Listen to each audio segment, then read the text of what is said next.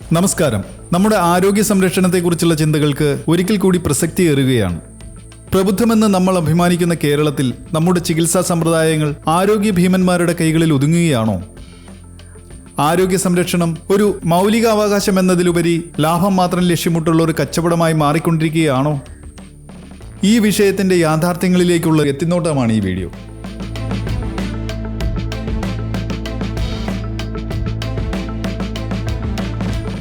അടുത്തിടെ പുറത്തു വന്ന ചില ഞെട്ടിക്കുന്ന റിപ്പോർട്ടുകൾ പ്രകാരം കേരളത്തിലെ പ്രമുഖ സ്വകാര്യ ആശുപത്രികളിൽ പലതും ഇന്ന് വിദേശ കോർപ്പറേറ്റ് ഭീമന്മാരുടെ നിയന്ത്രണത്തിലാണ് എന്നതാണ്.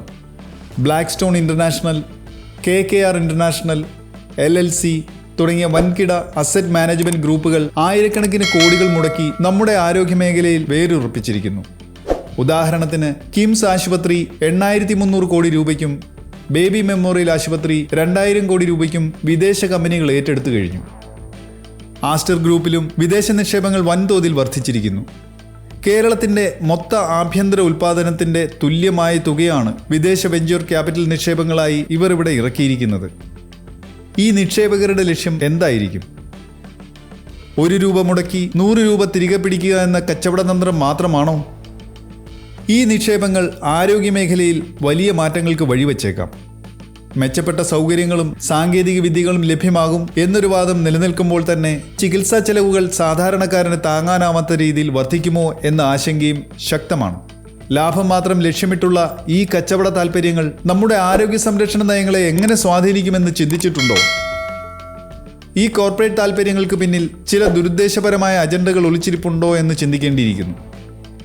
കേരളത്തിലെ തനതു ചികിത്സാ സമ്പ്രദായങ്ങളായ ആയുർവേദത്തിനെതിരെ നടക്കുന്ന സംഘടിത ആക്രമണങ്ങൾ, സർക്കാർ ആശുപത്രികളുടെ നിലവാരം തകർക്കാനുള്ള ശ്രമങ്ങൾ, തെറ്റായ ഭക്ഷണ വ്യായാമ ശീലങ്ങളെ പ്രോത്സാഹിപ്പിക്കുക എന്നിവയെല്ലാം ഈ മാറ്റങ്ങളുടെ ഭാഗമാണോ? ഈ കോർപ്പറേറ്റുകൾക്ക് രോഗികളെയാണ് ആവശ്യം, അഥവാ ഉപഭോക്താക്കളെയാണ്.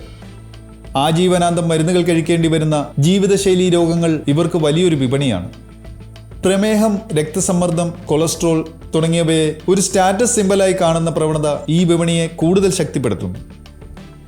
ചികിത്സാരംഗം കെയറിംഗ് എന്നതിൽ നിന്ന് സ്കെയറിംഗിലേക്ക് മാറുന്നു എന്നത് വളരെ ശ്രദ്ധേയമാണ്. ശസ്ത്രക്രിയകളും സ്റ്റിറോയിഡുകളും ആന്റിബയോട്ടിക്കുകളും മാത്രമേ ഫലപ്രദമായ ചികിത്സാ രീതികളായിട്ടുള്ളൂ എന്ന് രോഗികളെ വിശ്വസിപ്പിക്കുന്ന അവസ്ഥ. കുടുംബം വിറ്റും ചികിത്സ നടത്തേണ്ടി വരുന്ന അവസ്ഥ സാധാരണക്കാരൻ്റെ ജീവിതത്തെ താറുമാറാക്കുന്നു. ഇതിൽ ഏറ്റവും വലിയ വിരോധാഭാസം എന്തെന്നാൽ ഈ നിക്ഷേപം നടത്തുന്ന പല കമ്പനികളും ഇൻഷുറൻസ് കമ്പനികളുടെ അസറ്റ് മാനേജർമാരാണ് എന്നതാണ്. ഭാവിയിൽ ഇൻഷുറൻസ് കമ്പനികൾ നിശ്ചയിക്കുന്ന ആശുപത്രികളിൽ അവർ നിശ്ചയിക്കുന്ന വിലയിൽ അവരുടെ അംഗീകാരത്തിനായി കാത്തിരുന്ന് മാത്രമേ സാധാരണക്കാരന് ചികിത്സ ലഭിക്കൂ എന്ന സ്ഥിതിവിശേഷത്തിലേക്ക് കാര്യങ്ങൾ എത്തിച്ചേർന്നേക്കാം. ആഗോള ഭീമന്മാരുടെ കടന്നുവരവ് കേരളത്തിൽ രോഗികളുടെ പെരുമഴ സൃഷ്ടിക്കുകയും രോഗികളുടെ ഒരു വലിയ കമ്പോളമാക്കി മാറ്റുകയും ചെയ്യുമോ എന്ന ആശങ്കയ്ക്ക് അടിസ്ഥാനമില്ലാതില്ല.